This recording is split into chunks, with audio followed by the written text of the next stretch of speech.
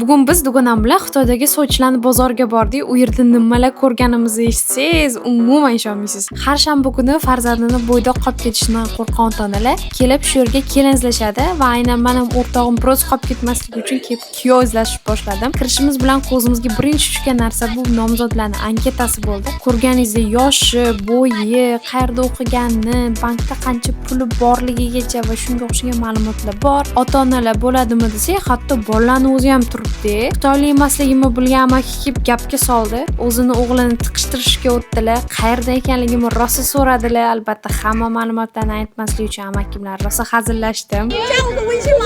芯片工程师。我留个我小孩的电话号码给你。这是中国男孩。都可以是的。你是哪里？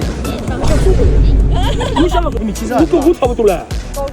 所以你的身高我有点害怕，他一定有一点。Menga obuna bo'lib, har yili erga tegaman degan o'rtog'ingizga tashlab qo'ying. Zora shu yoqdan kimnidir topib ketsa, amaki o'g'illariga telefon qilib berdilar. Keyingi videoda endi Kokoga O'zbekistondan kuyov qidiramiz.